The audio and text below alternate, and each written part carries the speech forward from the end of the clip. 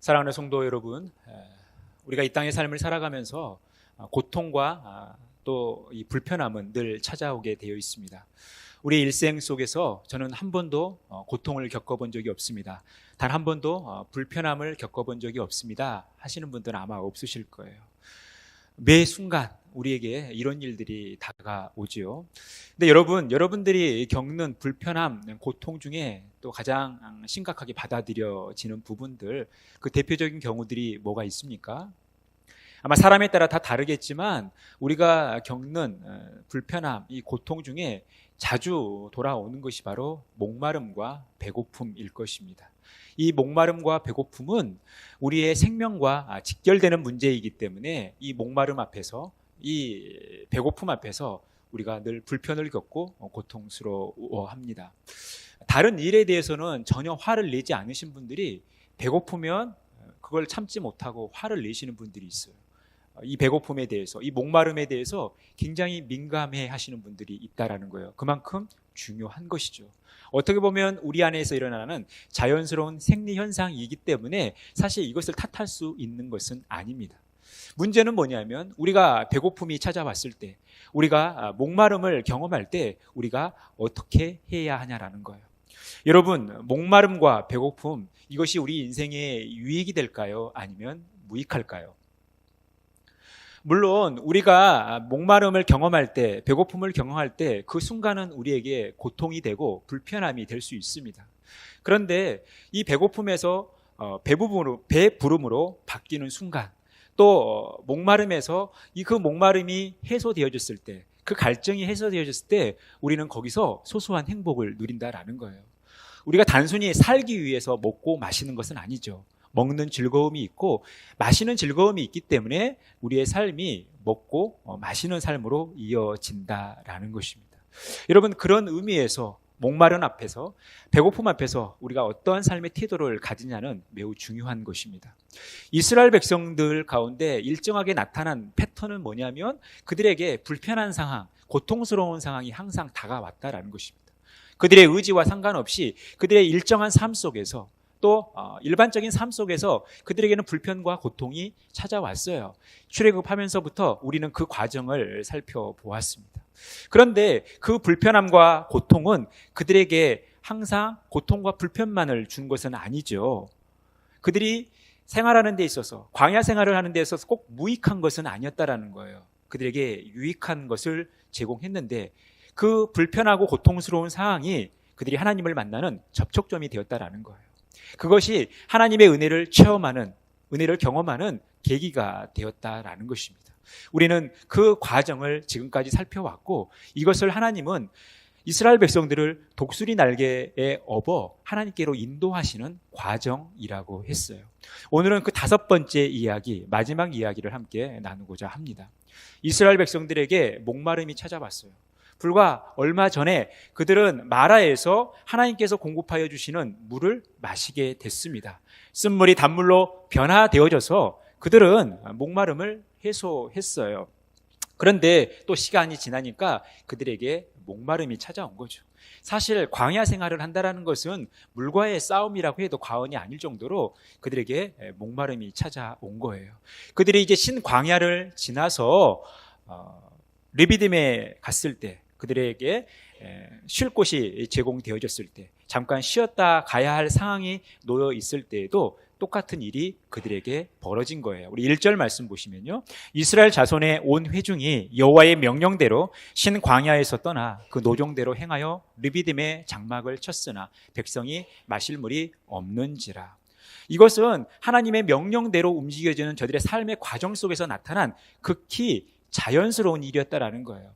그들이 이동하는 그 순간에 정해진 여정에 따라 가는 것이지만 그들에게는 마실 물이 없는 이런 상황이 생기게 된 거예요.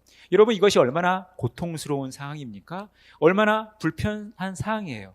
그래서 그들이 어떤 반응을 일으킵니까? 2절에 보니까 백성이 모세와 다투어 이르되 우리에게 물을 주어 마시게 하라. 지금 백성들은, 이스라엘 백성들은 모세와 다툽니다. 그러면서 자기들에게 물을 달라고 요구하고 있다라는 거예요. 이것은 어떻게 보면 당연한 요구이죠. 여러분, 광야 생활을 하면서 이 흑사막을 지나가면서 그 내리쬐는 그 햇빛 속에서, 물론 하나님께서 구름 기둥으로 그들을 인도하셨지만, 여러분, 이 광야 생활을 한다라는 것이 쉬운 일이 아니죠. 우리의 이런 일반적인 삶과는 차원이 다른 이 목마름과 갈증이 찾아오게 돼 있는 거예요. 그러니 이들의 반응은 어떻게 보면 자연스러운 당연한 반응, 우리가 손가락질 할 수 없는 모습일 수 있습니다. 그런데 이제 한 수 더 뜨게 되죠. 3절 말씀해 보니까요, 거기서 백성이 목이 말라 물을 찾으매 그들이 모세에게 대하여 원망하여 이르되 당신이 어찌하여 우리를 애굽에서 인도해 내어서 우리와 우리 자녀와 우리 가축이 목말라 죽게 하느냐. 모세에게 물을 달라고 요구하는 것까지는 괜찮죠. 어떻게 보면 당연한 요구일 수 있어요. 그런데 그들은 또 어김없이 원망합니다. 원망하면서 또 무슨 이야기를 해요? 왜 애굽에서 우리를 인도해 내서 우리 자녀와 우리와 우리 가축을 이곳에서 목말라 죽게 하냐라는 것입니다. 늘 하는 얘기죠. 여러분, 이 반응은요, 어떻게 보면 이스라엘 백성들 가운데 나타났던 지극히 당연한 반응이에요. 사실 이렇게 하지 않으면 어색할 정도의 모습이죠. 그런데 여러분, 그들이 지금 죽었습니까? 그들은 죽지 않았어요. 그들이 목말랐다고 해서 그들이 죽은 것이 아닙니다. 여러분, 사람이 쉽게 죽지 않아요. 우리가 갑작스러운 죽음을 경험하기도 하고 맞이하기도 하지만 사실 사람이 쉽게 죽지 않아요. 우리가 한 40일 정도는 그래도 물을 안 마시더라도 거뜬하게 살 수 있는 것이 우리 인간이에요. 하나님께서 우리를 그렇게 창조하셨기 때문에 그래요. 그런데 이스라엘 백성들은요, 항상 죽음을 담보로 모세와 싸우는 거예요. 모세를 원망한 거죠. 자신들의 원망과 불평을 어떻게든 합리화하기 위해서 이 죽음을 가지고 가는 거예요. 왜 우리를 애굽에서 죽게 하지? 우리를 이끌고 나와서 이곳에서 오늘 본문은 목말라 죽게 하냐라는 거예요. 이것이 이스라엘 백성들 가운데 나타났던, 항상 있었던 일정한 패턴이었다라는 것입니다. 이 상황 속에서 모세는 어떻게 합니까? 우리 4절 말씀 같이 읽겠습니다. 모세가 여호와께 부르짖어 이르되 내가 이 백성에게 어떻게 하리이까? 그들이 조금 있으면 내게 돌을 던지겠나이다. 여러분, 200명이 넘는 이 사람들에게 물을 먹인다라는 것은 이 모세의 힘으로는 감당할 수 없는 일이죠. 그래서 모세가 할 수 있는 것은 뭡니까? 하나님께 부르짖어 기도하는 것밖에 없어요. 이 심각한 상황을 하나님께 아뢰고 있다라는 거예요. 자신은 지금 생명의 위협을 느끼는 거예요. 지금 이스라엘 백성들이 이 불편한 상황 때문에 너무 화가 나서 나에게 돌을 던질 이런 분위기라는 거예요. 이 심각한 분위기를 모세는 하나님께 이야기하고 있다라는 것입니다. 여러분, 우리가 오늘 이 모세처럼 어려운 상황에 직면했을 때, 우리 스스로 도저히 문제를 해결할 수 없는 상황에 놓여 있을 때 우리가 할 수 있는 것은 기도밖에 없는 거예요. 기도 외에는 방법이 없다라는 것입니다. 이스라엘 백성들이 물을 마셔보기 위해 물을 찾았지만 찾을 수 없잖아요. 그런데 모세는 이 상황 속에서 하나님께 기도하는 거예요. 여러분, 우리가 기도하는 것 매우 중요한 일 아닙니까? 이것이 우리가 사는 길이죠. 우리가 기도 없이는 한시도 살 수 없는 거예요. 우리 앞에 놓인 문제를 해결하는 방법은 기도밖에 없다라는 거예요. 그래서 모세는 이 상황 속에서 기도밖에 할 수 없었습니다. 그때 하나님께서는 모세에게 이렇게 말씀하시죠. 5절에 보니까 여호와께서 모세에게 이르시되 백성 앞을 지나서 이스라엘 장로들을 데리고 나일강을 치던 내 지팡이를 손에 잡고 가라. 하나님은 모세에게 지팡이를 잡고 가라고 말씀하십니다. 그 지팡이는 어떤 지팡이입니까? 이스라엘 백성들이 출애굽할 때 애굽에 하나님께서 재앙을 내릴 때 사용하셨던 그 능력의 지팡이예요. 홍해 앞에 섰을 때 그 홍해에 물을 갈랐던 그런 능력 있는 지팡이라는 거예요. 그 하나님의 지팡이를 지금 잡고 이제 가라는 것입니다. 어디로 가라는 거예요? 호렙산 바위로 가라는 것입니다. 호렙산 바위에 가서 거기에서 바위를 쳐서 물을 내게 해서 이스라엘 백성들로 하여금 먹게 하라는 것입니다. 그리고 모세는 하나님이 명령하신 대로 그렇게 합니다. 그래서 이스라엘 백성들이 이제 물을 마시게 되죠. 이것이 오늘 사건의 개요입니다. 이스라엘 백성들이 광야에서 목마름에 직면하게 됩니다. 그들의 스스로 힘으로는 절대 그 목마름을 해소할 수 없었지만 하나님은 모세를 통해서 바위에서 물이 나오게 하셨습니다. 그래서 이스라엘 백성들의 목마름을 채워줬다라는 거예요. 이것이 오늘 사건의 개요인 것이죠. 오늘 이 출애굽기 17장의 이 이야기를 사도 바울은 고린도전서 10장 3절에서 4절 그 안에서 이 일을 이렇게 해석해주고 있어요. 우리 같이 한 목소리로 읽겠습니다. 다 같은 신령한 음식을 먹으며 다 같은 신령한 음료를 마셨으니 이는 그들을 따르는 신령한 반석으로부터 마셨으며 그 반석은 곧 그리스도시라. 이스라엘 백성들이 광야 생활을 하는 가운데 만나와 메추라기를 먹었습니다. 그 만나와 메추라기가 뭐라는 거예요? 신령한 음식이라는 거예요. 이스라엘 백성들은 만나와 메추라기를 먹었는데 신령한 음식을 먹었다라는 거예요. 또 이스라엘 백성들은 오늘 본문에서 바위에서 나온 물을 마셨습니다. 그런데 그 물이 뭐라는 겁니까? 신령한 음료라는 거예요. 이스라엘 백성들은 지금 신령한 음료를 마셨다라는 거예요. 왜 사도 바울은 그 물을 신령한 음료라고 했습니까? 그들을 따르는 신령한 반석으로부터 그 물이 나왔기 때문에 그 물이 신령한 음료라는 것입니다. 그리고 그 반석이 곧 그리스도라는 거예요. 여러분, 왜 사도 바울은 이스라엘 백성들이 먹었던 만나와 메추라기를 신령한 음식이라고 했을까요? 왜 이스라엘 백성들이 마셨던 그 물을 신령한 음료라고 했을까요? 또 그 물을 낳게 했던 그들을 따르는 반석을 신령한 반석이라고 했고 그 반석을 예수 그리스도다라고 이야기했겠습니까? 여러분, 우리가 이 답을 찾기 위해서 다시 오늘 본문으로 돌아가면 돼요. 오늘 본문의 본질, 오늘 이 르비딤에서 일어난 사건의 본질이 무엇인지 모세는 이렇게 묘사해주고 있어요. 우리 7절 말씀 같이 한 목소리로 읽겠습니다. 그가 그곳 이름을 마사 또는 무리바라 불렀으니 이는 이스라엘 자손이 다투었으며 또는 그들이 여호와를 시험하여 이르기를 여호와께서 우리 중에 계신가 안 계신가 하였습니다. 우리가 겉으로 보기에는 오늘 이 르비딤에서 일어난 사건이 어떤 사건입니까? 이스라엘 백성들이 목말라 힘들어하는 사건이에요. 그들이 고통을 겪고 불편을 겪고 있는 상황입니다. 그런 가운데 그들은 모세를 원망하고 모세와 싸운 사건이에요. 그런데 오늘 본문의 사건은 단순히 이스라엘 백성들의 불편과 고통, 그리고 그걸로 인해서 지도자인 모세와 다투고 모세를 원망했던 사건이 아니라 하나님을 시험한 사건이라는 거예요. 이스라엘 백성들이 하나님을 시험했다는 것은 뭐냐면 하나님이 과연 우리 중에 계신가 안 계신가 시험했다는 것은 뭐냐면 지금 우리가 불편하고 우리가 힘들어 죽겠는데 목말라서 금방이라도 죽을 것 같은데 과연 우리 중에 하나님이 계시냐 안 계시냐라는 거예요. 그 문제를 제기하고 있다는 것입니다. 이 시험은 뭡니까? 그들의 의심이죠. 그들의 불신이라는 거예요. 불신앙이라는 거예요.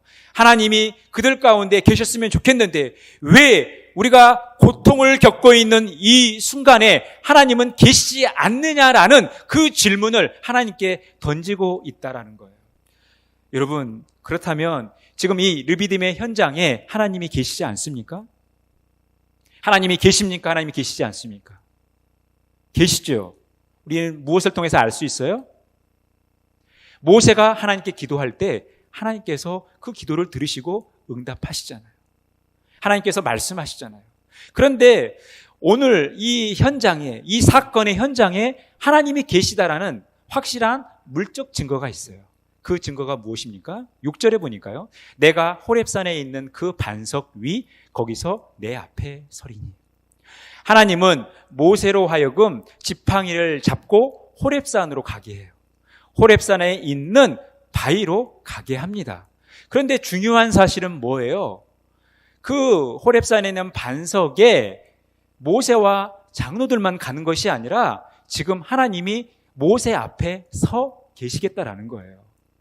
모세가 바위를 치는 그 순간에 그곳에 지금 하나님이 계신다라는 거죠. 지금 하나님이 모세와 함께 하신다라는 거예요. 하나님이 이스라엘 백성들과 함께 하신다라는 거예요. 그들 곁에 하나님이 계시다라는 것입니다. 여러분, 신령하다라는 말은 영적이다라는 거예요. 그러면 우리가 어떨 때 신령하다, 영적이다는 표현을 씁니까? 하나님과 관계에 있을 때 영적이다는 표현을 쓰는 거예요. 신령하다는 표현을 쓰는 겁니다. 왜 모세가 이스라엘 백성들이 마셨던 물을 신령한 음료라고 했냐라는 거예요. 왜 이스라엘 백성들이 물을 마시게 했던 그 반석을 신령한 반석이라고 했고 또 그것이 예수 그리스도라고 했냐라는 거예요. 그곳에 하나님이 함께 하셨기 때문에 그래요. 모세 앞에 하나님이 서 계셨기 때문에 그들이 마셨던 물은 신령한 음료가 되는 것이고 신령한 반석이 되어지는 것이고 그것이 예수 그리스도라는 거예요. 왜 그렇습니까? 여러분, 하나님이 우리와 함께 계시다 생각나는 단어가 뭐가 있어요? 임마누엘. 하나님이 우리와 함께 계시다. 마태복음 1장 23절에 보라 처녀가 잉태하여 아들을 낳을 것이요 그 이름을 임마누엘이라 하리라 하셨으니 이를 번역한즉 하나님이 우리와 함께 계시다. 우리의 구원을 위해 다윗의 후손으로 땅에 오신 예수 그리스도가 바로 임마누엘 하나님, 우리와 함께 하시는 하나님이라는 거예요. 하나님은 예수 그리스도를 이 땅에 보내셔서 우리의 구원을 이루심으로 하나님이 항상 우리와 함께 하시는 하나님이라는 사실을 증명해 보이신 거예요. 증거해 주셨다라는 것입니다. 그런 의미에서 오늘 이스라엘 백성들이 이 르비딤에서 호렙산 바위에서 나오는 이 물을 마시면서 신령한 음료를 먹었고 또 신령한 반석이 되신 예수 그리스도를 경험하고 있다라는 거예요. 하나님의 세계, 예수 그리스도를 보여주신 하나님의 세계를 경험하고 있다라는 거예요. 이미 이스라엘 백성들은 광야에서 예수 그리스도를 만났던 것입니다. 왜냐하면 그곳에 하나님이 함께 하셨기 때문이에요. 그래서 정확하게 오늘 본문을 사도 바울이 해석하는 거예요. 그 신령한 반석이 예수 그리스도라는 것입니다. 사랑하는 성도 여러분, 이스라엘 백성들은 그 옛날 광야에서 예수 그리스도를 만났습니다. 신령한 음료를 마시면서 예수 그리스도를 만났어요. 그 이스라엘 백성들의 모습이 지금 현재를 살아가고 있는 우리의 삶에 어떤 의미를 주냐라는 것입니다. 첫 번째, 생수의 근원이신 예수님을 사모하는 삶을 살아가야 한다라는 거예요. 여러분, 우리는 물을 마시지 않으면 살 수 없죠. 어느 일정 시간 동안은 버틸 수 있지만 물을 마시지 않고는 살 수가 없어요. 죽게 되어 있습니다. 그러니까 우리의 생명을 위해서 물은 필수적인 거예요. 그런데 예수 그리스도가 우리의 생명의 근원이라는 거예요. 여러분, 우리의 삶 가운데는 늘 갈증이 찾아오게 되어 있어요. 아침에 물 한 번 마셨다고 해서 저녁까지 버틸 수 있느냐? 그렇지 않아요. 점심때가 되면 또 저녁이 되면 우리에게 갈증과 목마름이 찾아온다라는 것입니다. 그때 우리가 어떻게 해야 합니까? 요한복음 6장 37절에서 38절 말씀 우리 같이 한 목소리 읽겠습니다. 누구든지 목마르거든 내게로 와서 마시라. 나를 믿는 자는 성령의 이름과 같이 그 배에서 생수의 강이 흘러나오리라. 여러분, 우리에게는 늘 목마름이 찾아와요. 우리의 영적인 삶에도 영적 갈급함이 찾아온다라는 것입니다. 사슴이 시냇물을 찾아 갈급한 것처럼 여러분, 우리도 영적인 갈급함이 찾아오는 거예요. 그럴 때 우리는 주님을 찾아야 된다라는 거예요. 주님께 나와야 된다라는 것이죠. 주님 없이는 우리가 살 수 없다. 예수 그리스도 외에는 우리가 살 길이 없다라는 것을 인식하고 예수 그리스도를 통해 우리가 이 생명의 물을 공급받아야 된다라는 거예요. 이것은 우리가 예수 그리스도를 믿을 때 성령 충만한 삶을 산다라는 것입니다. 우리가 예수 그리스도 안에 있을 때 진정한 거룩한 삶, 온전한 그리스도인 하나님의 백성으로서의 삶을 산다라는 거예요. 그래서 우리가 늘 주님 없이는 살 수 없다라는 이 영적 갈급함, 절박함을 가지고 살아가야 된다라는 거예요.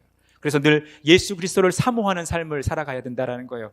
그 심정으로 우리가 예배하고 그 심정으로 우리가 기도하는 거예요. 여러분, 우리가 먹는 음식 중에 가장 맛있는 음식이 뭐예요? 물론 사랑하는 아내가 해준 음식, 사랑하는 엄마가 해준 음식, 그게 가장 맛있지만 사실 그보다 더 맛있는 음식은 뭐예요? 가장 배고플 때, 거의 죽기 직전에 이르렀을 때 먹는 음식이 가장 맛있는 음식 아닙니까? 여러분, 우리가 언제 하나님을 깊이 만날 수 있어요? 바로 우리의 이 영적 갈급함을 가지고 하나님께 나왔을 때, 예수 그리스도를 만날 때, 여러분, 여기에서 우리가 진정한 영적 행복을 누리는 거 아닙니까? 그래서 우리가 늘 이 주님을 사모하는 삶을 살아가야 한다라는 거예요. 베드로전서 2장 2절 말씀 우리 같이 한 목소리로 읽겠습니다. 갓난 아기들 같이 순전하고 신령한 젖을 사모하라. 이는 그로 말미암아 너희로 구원에 이르도록 자라게 하려 함이라. 여러분, 갓난 아이에게 있어서 엄마의 젖은 필수적인 거예요. 이 아이의 생명과 직결되는 이야기이죠. 그래서 이 갓난아기는 엄마의 젖을 먹어야 돼요. 그런데 여러분, 엄마가 컨디션이 좋지 않거나 마음 상한 일이 있거나 그러면 어때요? 이 젖에 영향을 주는 거예요. 그 젖을 먹으면 아이가 반드시 탈이 납니다. 그래서 아기는 엄마의 건강한 젖을 먹어야 사는 거예요. 우리의 영적인 삶도 마찬가지예요. 우리가 갓난 아이들과 같이 순전하고 신령한 젖을 먹어야 우리가 영적으로 산다라는 거예요. 우리가 구원에 이르고 우리의 믿음이 성숙해진다라는 거예요. 그 순전한 젖이 뭡니까? 우리를 살리시기 위해 오신 예수 그리스도, 그분의 말씀이 순전한 젖이에요.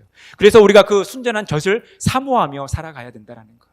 이것으로 우리가 산다라는 것, 이것으로만 우리가 살 수밖에 없다라는 것, 예수 그리스도 외에는, 우리 주님 외에는 우리가 살 길이 없다라는 이 절박한 심정을 가지고 주님을 사모하는 삶을 살아가셔야 된다라는 거예요. 여러분, 이것이 우리의 예배 현장으로 이어지기를 간절히 바라겠습니다. 여러분의 이 기도의 삶으로 이어지기를 바랍니다. 여러분, 우리가 할 만한데 하나님께 기도할 수 있어요? 우리 힘으로 해결할 수 있다고 판단하는데 간절하게 하나님께 기도할 수 있습니까? 우리 힘으로는 도저히 감당할 수 없다고 느낄 때 우리가 하나님께 더 절박하게 기도하는 거 아닙니까? 오늘 이 이스라엘 백성들이 처한 상황은요, 모세의 힘으로는 도저히 감당할 수 없는 거예요. 모세가 무슨 능력이 있다고 200만 명이 넘는 사람들의 물을 먹입니까? 감당할 수 없어요. 그래서 모세는 하나님께 부르짖을 수밖에 없던 거예요. 여러분, 우리가 이 주님을 날마다 사모하는 삶 살아가시기를 간절히 바라겠습니다. 두 번째, 우리에게 주는 의미는 뭐냐면 항상 하나님의 임재를 의식하며 신령한 삶을 살아가야 된다는 거예요. 여러분, 오늘 이스라엘 백성들이 하나님의 이 임재, 그들 가운데 계신 하나님을 경험하고 있어요, 없어요? 나중에서야 이제 경험하는데 그들이 목마른 가운데, 고통 가운데 하나님의 이 임재를 의식하지 못하는 거예요. 그래서 시험하는 거예요. 우리가 지금 힘들어 죽겠는데 과연 하나님이 우리들 중에 계시냐라는 거예요. 하나님이 정말 이 자리에 계신다면 우리가 왜 이런 고통을 겪어야 되냐라는 거예요. 이 의심과 불신을 가지고 지금 서 있는 것입니다. 그런데 모세는 그곳에 하나님이 계심을 믿는 거죠. 아는 거예요. 우리가 이것을 하나님의 임재라고 이야기합니다. 그래서 우리는 늘 이 하나님의 임재를 의식하며 신령한 삶을 살아야 돼요. 여러분, 코람데오라는 말 들어보셨습니까? 아마 이 카톡 이 머리 말에도 이 단어를 많이 사용하실 거예요. 이 코람데오라는 말은 라틴어예요. 이 코람과 데오라는 말이 합쳐진 말입니다. 이 말은 하나님 앞에서 혹은 하나님의 면전에서요. 우리가 늘 하나님 앞에 서 있다라는 거죠. 지금 하나님이 우리 앞에 계시다라는 거예요. 하나님이 우리들 중에 계시다라는 거죠. 이것은 종교 개혁자들이 그들이 신앙생활을 하는 어떤 신앙의 기초가 됐던 거예요. 신학의 토대가 됐다라는 거예요. 하나님 앞에서 우리가 살아간다라는 거예요. 이것은 하나님의 절대 주권을 인정하는 거고 하나님과의 관계 속에서 거룩한 삶을 추구하는 삶이라는 거예요. 늘 의식적으로 우리 앞에 지금 하나님이 살아 계시다라는 거죠. 하나님이 우리와 함께 하신다라는 거예요. 이것을 의식하면서 우리의 삶의 중심이 늘 하나님이 되도록 힘써야 한다라는 것입니다. 이것이 코람데오의 신앙이라는 거예요. 늘 우리가 하나님이 우리와 함께 하신다는 사실, 우리들 곁에 하나님이 계시다는 사실을 늘 기억해야 된다는 거예요. 그래서 이 코람데오 신앙은 우리로 하여금 하나님 앞에 범죄하지 않도록 우리의 삶을 이끌어주는 거예요. 때로는 우리가 고통을 겪을 때 우리가 외롭지 않다라는 것, 나 혼자만 이 일을 겪고 고통스러워하는 것이 아니라 지금 이 내가 겪는 이 고통의 현장에도 하나님이 살아계시다라는 것을 인식하게 하는 아주 중요한 신앙의 태도라는 거예요. 그래서 이 코람데오의 신앙은 우리의 삶의 태도를 바꿔놓습니다. 우리 골로새서 3장 23절 말씀 같이 읽겠습니다. 무슨 일을 하든지 마음을 다하여 주께 하듯 하고 사람에게 하듯 하지 말라. 우리가 무슨 일을 하든지 다 주님께 하듯 하라는 거예요. 왜요? 그곳에 주님이 계시니까 주께 하듯 하라는 것입니다. 예수님은 마태복음 25장에서 장차 예수 그리스도가 오실 때에 우리를 양과 염소로 구분하겠다라고 말씀을 하시면서 비유로 하신 말씀이 뭐예요? 내가 배고플 때 그 배고픔을 채워줬다. 내가 헐벗었을 때 나를 입혀줬다. 내가 감옥에 있을 때 나에게 유문해줬다 라는 말씀을 해요. 그때 사람들이 그러죠? 우리가 언제 주님께 그렇게 했습니까? 라고 묻는 거예요. 그때 주님께서 뭐라고 말씀하세요? 지극히 작은 형제, 소자 중에 한 것이 곧 나에게 한 것이다라는 거예요. 여러분, 우리의 만남이 우연한 만남이 아니라는 거예요. 하나님께서 우리로 하여금 다른 사람들을 보내실 때 여러분 이것이 우연이 아니라 하나님은 그 사람들을 통해서 우리가 주님을 어떻게 대하는지를 보고 싶으신 거예요. 여러분, 우리가 인간관계 속에서 다른 사람들을 대할 때 여러분 주님을 대하듯 해야 된다라는 거예요. 주님을 대하듯 소중히 여기고 존중해야 된다라는 거예요. 사랑해야 된다라는 거예요. 여러분, 주님을 대하듯 다른 사람들을 대하시기를 바랍니다. 주님을 대하듯 소중히 여기고 가치 있게 여기고 사랑하는 삶을 살아가시기를 바라겠습니다. 이것이 코람데오 신앙을 가진 주님의 면전에 서 있는 우리의 삶의 태도라는 것입니다. 더 나아가서 베드로전서 4장 11절 말씀 같이 읽겠습니다. 만일 누가 말하려면 하나님의 말씀을 하는 것 같이 하고 누가 봉사하려면 하나님이 공급하시는 힘으로 하는 것 같이 하라. 이는 범사에 예수 그리스도로 말미암아 하나님이 영광을 받으시게 하려 함이니 그에게 영광과 권능이 세세에 무궁하도록 있느니라. 아멘. 여러분, 우리가 말할 때도 그냥 우리가 말하는 게 아니에요. 내가 하고 싶은 말 내뱉는 것이 아니라 우리가 말할 때에도 우리의 대화 중에도 늘 하나님의 말씀을 하는 것 같이 하라는 거예요. 우리의 입술이 거룩한 말을 내뱉어야 된다라는 거예요. 다른 사람들에게 우리의 언어로 상처를 줘서는 안 된다라는 거예요. 늘 하나님의 말씀을 하는 것처럼 하라는 거예요. 봉사할 때도 마찬가지예요. 우리 힘으로 하는 것이 아니라 우리 능력으로 하는 것이 아니라 하나님이 공급하여 주시는 힘으로 하라는 것입니다. 여러분, 이것이 영적인 삶이에요. 왜요? 우리가 말하는 현장, 우리가 대화하는 그 현장에 하나님이 계시기 때문에 그래요. 우리가 힘써 봉사하는 현장에 하나님이 계시기 때문에 그런 거예요. 여러분, 우리가 교회당에 모여서 예배하는 것만이 영적인 일이 아닙니다.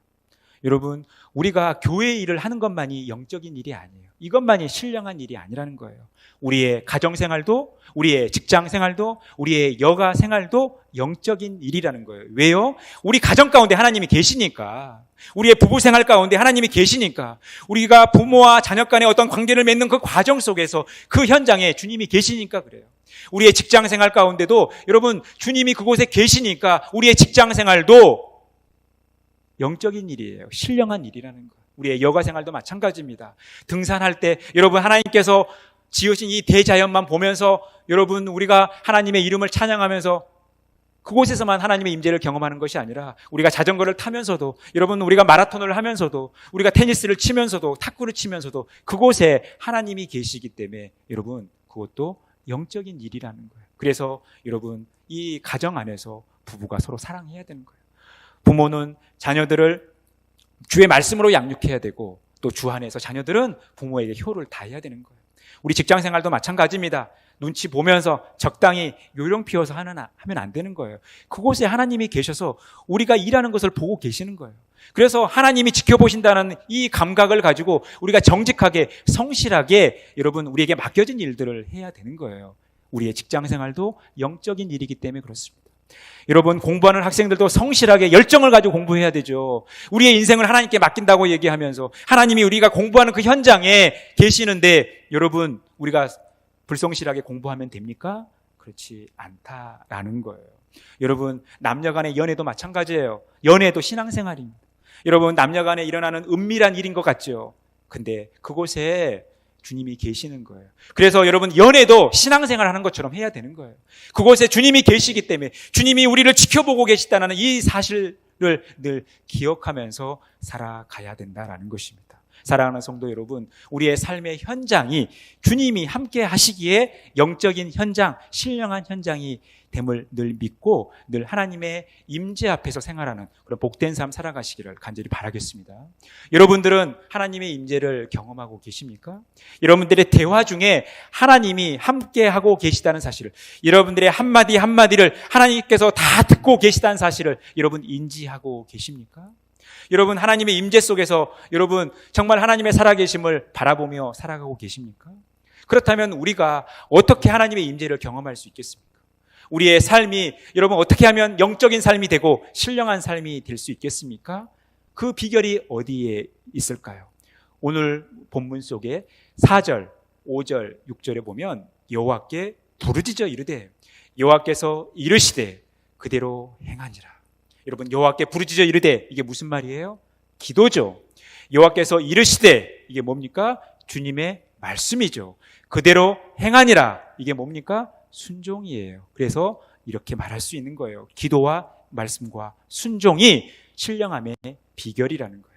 하나님의 임재를 경험하는 비결이라는 거예요. 우리가 기도하면서 우리가 하나님의 말씀을 들으면서 순종하면서 우리들 가운데 임재하시는 하나님을 경험한다라는 것입니다. 여러분 하나님은 우리에게 고난을 허락하시는 거예요. 우리의 유익을 위한 고난을 우리에게 허락하신다라는 거예요. 그래서 우리가 고난을 겪을 때 꼭 죄 때문에 내가 고난을 겪는다 꼭 여기지는 마시라는 거예요. 하나님께서 우리에게 고난을 허락하신 이유는 우리의 삶에 더 유익이 되게 하기 위함이에요. 이스라엘 백성들에게 고난을 주신 이유가 뭡니까? 그들이 그 고난 가운데 하나님을 더 경험하기를 원하시는 거죠. 하나님께서 그들을 독수리 날개에 업어 하나님께로 인도하시는 이 과정을 경험하시기 위해서 하나님께서 이스라엘 백성들에게 불편함과 고통을 주셨던 거예요. 여러분 우리가 고난 가운데 있을 때 더 기도하게 되는 거죠. 우리가 고난 가운데 있을 때 하나님의 말씀에 더 귀를 기울이게 돼 있는 거예요. 우리가 고난 가운데 있을 때 하나님의 말씀에 더 순종하는 삶을 살아가야 되는 것입니다. 그때 우리는 우리 앞에 놓인 고난을 이겨내고 승리하는 삶을 살 수 있는 것입니다. 이 은혜가 저와 여러분 가운데 가득 넘치기를 간절히 축원합니다. 사랑하는 성도 여러분, 여러분들 앞에 삶의 고난이 있습니까? 어려움이 있습니까? 여러분 고난은 우리에게 무익하지만은 않는다라는 거예요. 우리에게 유익을 준다라는 거죠. 고난 가운데 하나님이 우리로 하여금 더 기도하게 하시고 더 말씀을 가까이 하게 하시고 더 순종하게 하신다라는 거예요. 그러니 여러분 우리가 이 고난 가운데 있다 할지라도 오늘 이스라엘 백성들처럼 불평하고 원망이 아니라 모세처럼 하나님께 기도하면서 하나님의 말씀을 들으면서 또 순종하면서 하나님의 임재를 경험하셨으면 좋겠습니다. 우리의 이 영적인 삶을 위해 예수 그리스도가 우리에게 오셨습니다. 우리에게 신령한 음료를 제공하시는 그 예수 그리스도를 만나시고 그 예수 그리스도 안에서 여러분들의 삶의 현장이 신령한 현장, 영적인 현장이 될 수 있도록 날마다 기도하고 말씀을 가까이 하고 순종하는 삶 살아가는 저와 여러분의 복된 삶이 되어지기를 간절히 축원합니다.